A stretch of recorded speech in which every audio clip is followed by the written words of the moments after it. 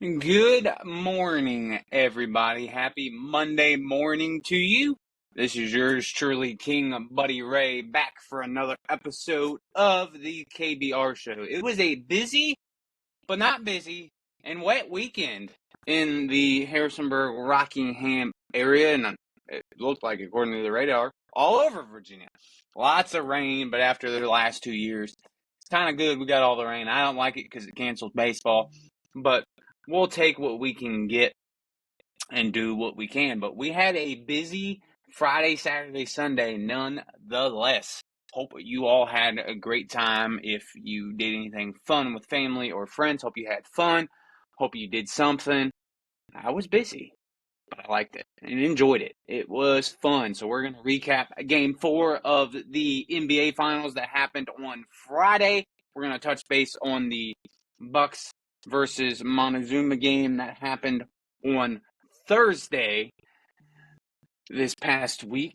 I'm going to touch up on that. Also going to touch up on some MLB action, some big news there. If you haven't paid attention to ESPN yet this morning, some big news for the Dodgers fans and San Francisco Giants fans, and some, depending on who you are, some good or bad news for Red Sox fans. As a Yankees fan, very good news there. We'll get into that here in a minute. But we will start with a recap of game 4 on Friday evening. So going into the game, Pacers fans are up 2-1 for another game at Gainbridge Field House.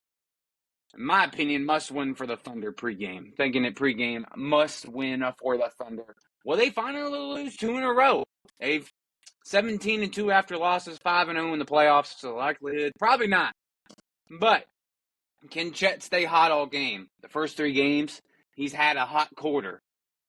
Some second, some third. The last game, it was game 3. It was the first quarter, had 13. It was 15 in the first quarter. Can he be consistent all quarter? Can the bench help out? Aaron Wiggins, Alex Caruso, and crew there.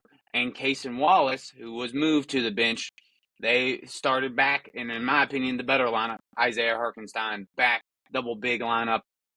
Pascal can't really guard him as well as he could Cason Wallace. He did okay, but that was the biggest difference in game 4.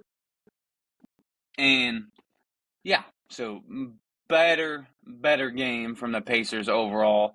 J. Will and SGA had a good game, so should be very interesting. The plus minus, though, this was the biggest minus for a home team in NBA playoff history. Minus 6.5 at game start time. So very, very interesting there. So Hartenstein did start. SGA got a quick bucket early, got going early. Chet did as well. Thunder opened up on a 4-0 run as there. Pascal Siakam had a big first quarter as well. He had 10 in the first. TJ McConnell, Mr. Energizer Bunny, off the bench. He had 4 points quick off the bench. Alex Caruso came back at it, though. Didn't let the Pacers win that battle there. He had 7 in the first quarter as well. At the end of the first quarter, it was a very close game. Pacers were up by 3. Then Benedict Mathurin starts the second quarter with a 3. Bench points at 14 at this point.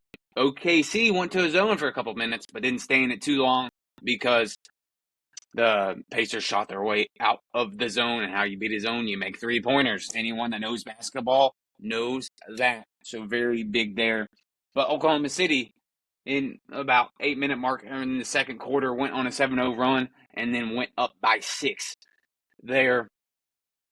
SGA's up to 12 points at this time. Pascal Siakam also had 12 points. Halliburton, a little slow start. He had 3 points on 1 of 4 shooting, but 5 assists. He was aggressive, but with others, getting others involved. He wasn't. But he knows he's got to be aggressive and either score himself if his team's not hitting or get his team involved. So he had 5 assists there. It was tied with about 5 minutes left in the first quarter there. And then Tyrese Halliburton, first time all NBA Finals in Game 4, shoots a 3-throw for the first time with about 2 minutes left. Pacers go up at the half, 60-57. Some halftime notes. Pacers winning the battle of pace. It was in their favor, but the Thunder were also aggressive. The bench showed up. They first time all series leading the bench points at half in favor of them by 5. Great wins for both teams. Both teams had some positives, things that needed to change. Both went up for both teams, so the second half was due for a good one. The biggest stat line, though, in the first half was SGA had 12 points and 0 assists, and also no free throw attempts. They were not giving him anything. He was kind of getting frustrated. He did sit more, though. So, Thunder coach, are you seeing something? It was very interesting. Even the announcers were talking about it during the game. Are they seeing something that we're not seeing? Are they needing him to rest? Has he been fatigued? Granted, it's NBA Finals. They had a 7-game series. Everyone's going to be fatigued. It's the NBA Finals. But you got to play through the fatigue. But they did sit him a little bit more. Would that pay off for the Thunder? We will find out. Some numbers at halftime. Chet had 6 points and 6 boards. Jalen Williams had 16 points at the half. SGA had 12 points on 6 of 11. They were getting to him, though. Alex Caruso had 11 on 40. But for the Thunder overall, they were only 10% from deep. That was the only negative thing for the Thunder in the first half. Pacers, Pascal had 14 on 5 of 9. Tyrese Halliburton had 8 points and 5 assists on 3 of 8. So he was decently efficient, getting others involved, keeping the ball moving, which was big there. Will he score 20? We shall see. The bench points were in favor of the Pacers by the half, though, in favor 23-18, but way closer than what they have been the last few games. So good job there. OP Toppin had 7. TJ McConnell had 8 big minutes off the bench for them. Oklahoma City only had 6 team assists. So Tyrese Halliburton had 1 less assist than their whole team did. So that was a very interesting stat line at the half.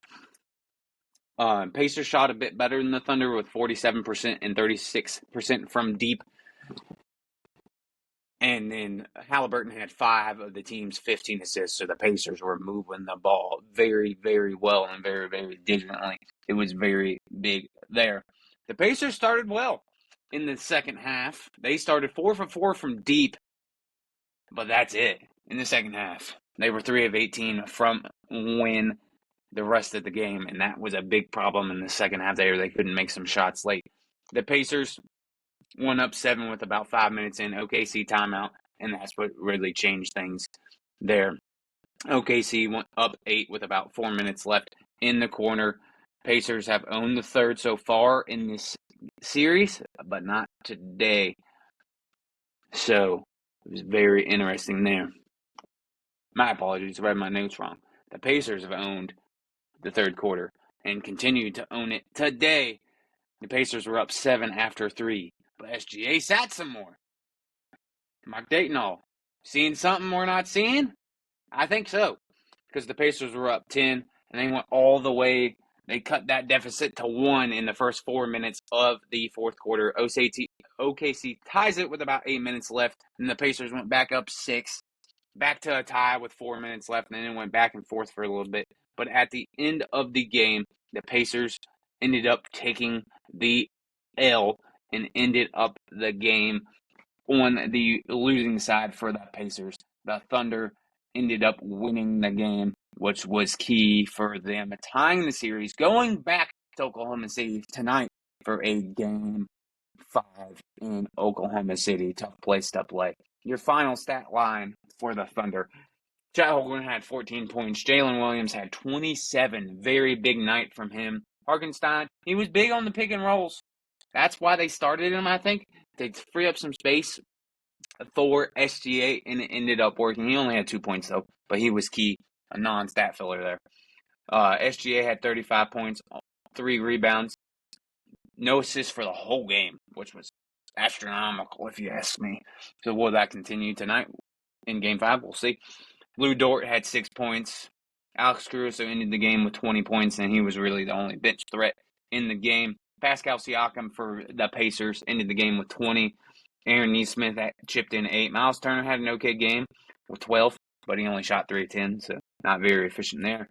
Tyrese Halliburton ended with 18 points, so he didn't get that 20. So maybe that's the line. Halliburton's got to get 20. He also didn't get 10 assists. He had 7. So 20-10, Halliburton got to produce that to be able to win. Numbers don't lie. The analytics aren't backing that there, but the the bench came to play for the Pacers, but can they do it in Oklahoma City? We'll see. 17 points for Obi Toppin. McConnell had 8 points, but very, very physical, making the Thunder team work. Shepard had 3, and Benedict Mathurin only had 8. So, need some help from Benedict to get going for the Pacers off the bench there. So, Game 5 of the NBA Finals is tonight on ABC at 8:30. I will have to watch it a little bit later this evening.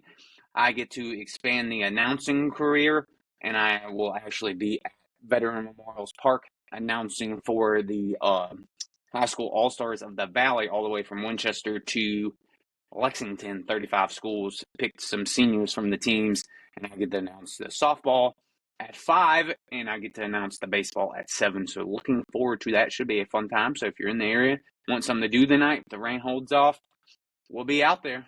Come check out some of the Valley's best senior athletes and congratulate them on a great high school career. Should be a fun one there. But for my pick this evening, I think the Pacers, I think it's just going to go back and forth. I think the Pacers win the night in Game 5 and send it back to Indianapolis on Thursday, up 3-2. Should be a great game nonetheless. No matter who you're a fan of, should be a great game. The finals, the viewers may be down so far. They've been down, but I like what Shaq said in one of the interviews he had. Yeah, they're down, but look what they're being compared to. Back then, you didn't have Netflix, you didn't have Hulu, you didn't have Amazon Prime, you didn't have Disney Plus. All you had was your normal TV channels. So it's going to vary a little bit there. And he's right. He's right. So if the game's not that intense, you can go watch something else. Before, that's all there really was to watch. So it should be an interesting one there. I like that take. I think they've been productive. It's 2 teams that no one really thought would be there, myself included.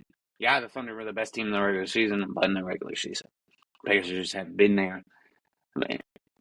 They beat New York. New York beat Boston. That's the 2 teams that people were going to think. No one really picked the Pacers. So it's a very interesting battle of the underdogs, for lack of a better word. But both teams are set up for the future. So it should be a good game nonetheless. Game 5 tonight. Game 6 will be on Thursday. We'll probably do a recap Tuesday, Wednesday.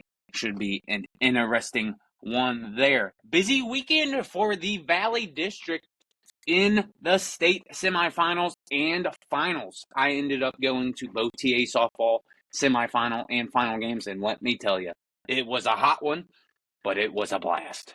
TA softball had a big win on Friday. They started the game down 2-0 against York, a team out of the Newport News area. So they started down 2-0, top of the first. TA comes to the plate, brings one in, very big run there.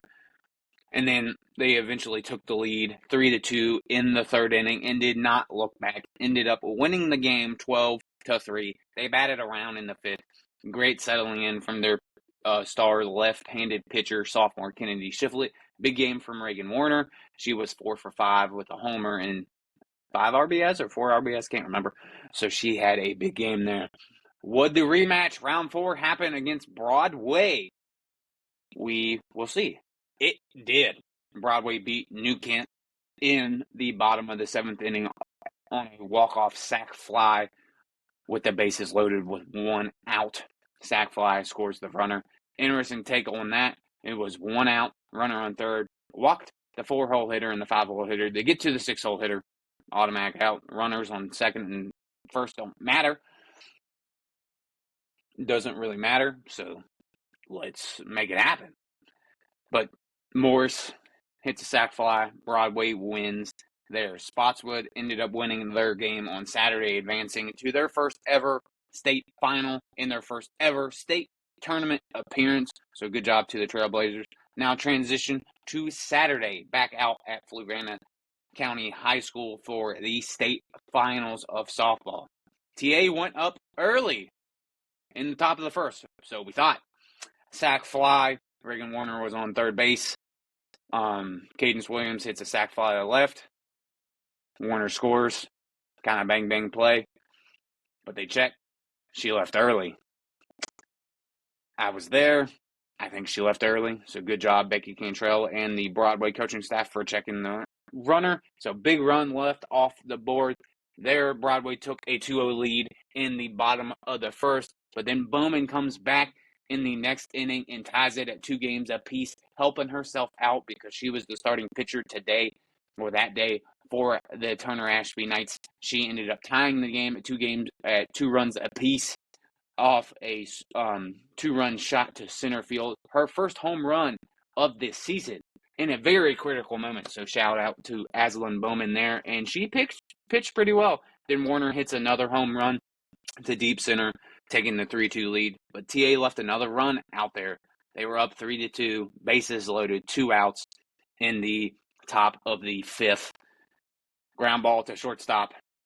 Runner running from second base to third base, runs into the shortstop, interference, inning over, run scored. So big run left there. TA ended up losing 4 games, wow. 4-2-3. Very interesting coaching decision in the top of the 7th. Let's go over that real quick. I was very interested. Have never seen this before. Reagan Warner starts off the inning in the top of the 7th, struck out. Then the next batter, Maddie Adderholtz, gets on base 4 straight pitches, walks. They walk the 3-hole hitter to put the game-tying run in scoring position to face the 4-hole hitter who had a decent weekend, Layla Shank. Decent weekend. Very interesting, Becky Cantrell. But it paid off, obviously, because Broadway ended up winning. The biggest thing for me on that, though, you put the tying run in scoring position in softball, even bigger than what it is in baseball. And you made it happen where if you don't turn a double play there, you face the hottest bat in the lineup, Aslan Bowman. It's interesting. So what ended up happening was Shank fly ball to right field, moves both runners up, second and third, 2 outs with Aslan. First pitch, ground ball back to the pitcher, Broadway wins. Very interesting coaching decision. Don't really see it, but maybe Cantrell saw something for Cadence Williams' bat that we didn't see, and she was like, well, I'm not letting her beat us. I'm going to make Shank or Bowman do it. I don't care where the runner's at. So maybe she saw something. Ended up paying off, so nothing hurt, nothing gained there. Congrats to Broadway for winning their first ever softball state championship. Congrats to you Gobblers fans. Spotswood, they were down early against Abington in the state finals, but they ended up winning 9-5 in 7 innings, winning their first ever state championship, winning their second state title out of major sports with boys basketball and baseball. They won cross-country stuff this year. Big year for the Valley in sports, man. Big year. Have a softball state title. No matter who would have won the game, would have had one of those. So big stuff. Won the baseball state championship. Soccer teams were competitive. All teams were competitive. So very good year for the Valley. One of the best sports in the state. So it was very big. That is it for local. All local high school stuff is done. Congrats to all the athletes that graduated. And looking forward to a good summer off. Should be a fun time for all those kiddos. RCBL standings. Very congested at the top. You got the Clover Hill Bucks at 6-2. You got the Grottoes Cardinals at 5-2. Broadway Bruins at 5-2 as well. The Bucks own the Cardinals and Bruins tiebreak for now. The Reds are at 4-2. Bridgewater, Massanuttons at 3-2. So they've had a lot of rainouts. But who's even had more rainouts was Massanutten. They've only played 5 total games. And then the Montezuma Braves are 2-6. The Elkton Blue Sox are 1-9. There is a couple games this week. Tonight, the Montezuma Braves will be at the Broadway Bruins in Broadway. And then also Elkton Blue Sox will be at Massanutten, which is played at Spotswood High School. My apologies. And then tomorrow, the Clover Hill Bucks will welcome in the Broadway Bruins. Hopefully getting both those games in with the weather. Didn't have any rainouts last year. Now we've had like 5. So for the Bucks. And the whole league's had a lot of rainouts. So it should be very interesting there. But let's go back to Thursday night when Clover Hill welcomed in the Montezuma Braves for Dairy Night, courtesy of Rockingham Co-op. Anthony Arcello was on the mound for the Bucks, and Dominic Paul was on the mound for the Braves. So, first time for Arcello starting, top of the first, great inning. Strikes out 2. Bottom of the first, Bucks get on the board with 2 runs in the bottom of the first, and they did not look back. They went all the way into the top of the 7th inning, up 10-0. Didn't look back. Anthony Arcello pitched 4 great innings with a total of 8 Ks, my apologies, out of 12 batters that he faced. So big night for them. Big night for the whole Bucks pitching staff. They had 18 Ks out of 27 outs recorded. So big night between Tyler Truslow, Tyler Conley. Who else pitched? I don't remember. Tyler Truslow, Tyler Conley, Cole Freeman, and Anthony Arcello. My apologies. I had a brain fart for a second. Big night. I was up in the press box, looked down at my watch, and it was 9:20, top of the 7th. I was like, great. Going to be home by 10 o'clock. 10-0 ball game, get one more out. That's all we needed. But Montezuma has a runner on third base. Ground ball to third baseman. Oh, yeah, let's get the last out. Caden Simmers throws it away. Error. And then next play, does it again. Another run scores.